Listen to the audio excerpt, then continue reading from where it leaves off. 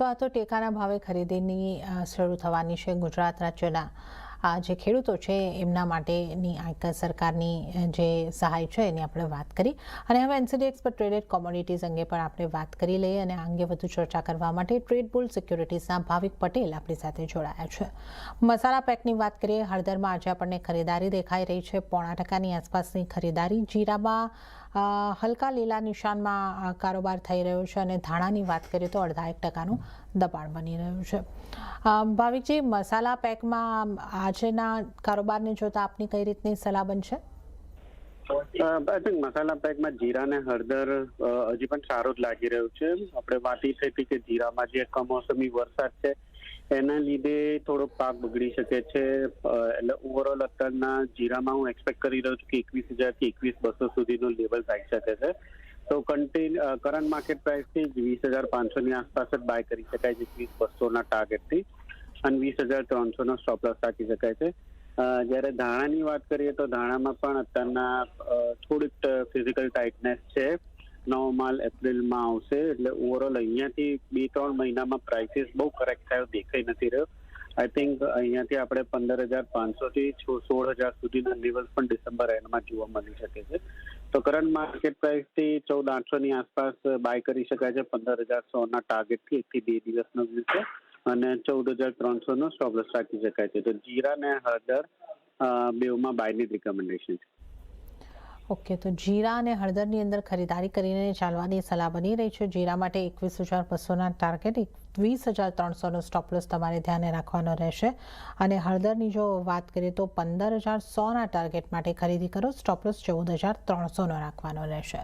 તો આ મસાલા પેકમાંથી આપણે વાત કરી. કુવાર પેકમાં થોડું દબાણ જોવા મળી રહ્યું છે. 5%થી થોડું વધારે દબાણ કુવાર કમ કુવાર સીડ બંનેની અંદર જોવા મળી રહ્યું છે. કુવાર પેક પર આપનો કઈ રીતનો વ્યૂ બની રહ્યો છે ભાવિકજી? ગુવાર પેકમાં આપણે જે ડબલ બોટમ જરૂરથી બન્યું છે અને પ્રાઇસ થોડીક રિકવર થાય છે, પણ બહુ મોટી તેજી નથી કારણ કે ફંડામેન્ટલ હજી વીક છે. આઈ થિંક થોડુંક શોર્ટ કવરિંગ થશે, પણ નવી લોંગ પોઝિશન છે હમણાં દેખાઈ નથી રહી કે એડ થાય.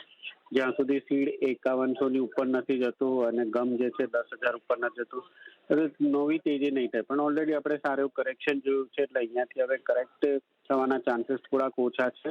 મે બી થોડુંક શોર્ટ કવરિંગ ફરીથી જોવા મળી શકે છે. તો 4750થી સીડ જે છે એ બાય કરી શકાય છે 4800ના ટાર્ગેટથી, અને 4720નો સ્ટોપ લોસ રાખી શકાય છે.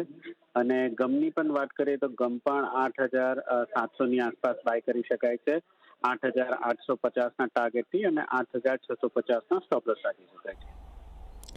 ઓકે, તો ગુવાર કમ ગુવાર સીડમાં ખરીદી કરીને ચાલવાની સલાહ બની રહી છે. 4,750થી ગુવાર સીડને તમે બાય કરી શકો છો, 4,800ના ટાર્ગેટ, 4,720નો સ્ટોપ લોસ.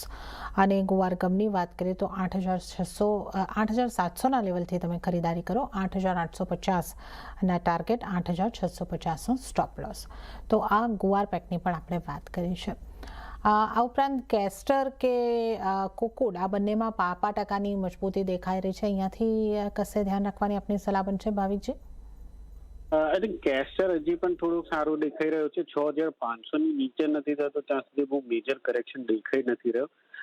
કેસ્ટરમાં આજે આપણે જોયું કે થોડુંક જ પોઝિટિવ છે, 5%ની મજબૂતી જોવા મળી રહી છે. તો કેસ્ટરમાં એકવાર બાય કરી શકાય છે 6,770ના ટાર્ગેટથી, અને 6,700નો સ્ટોપ લોસ રાખી શકાય છે.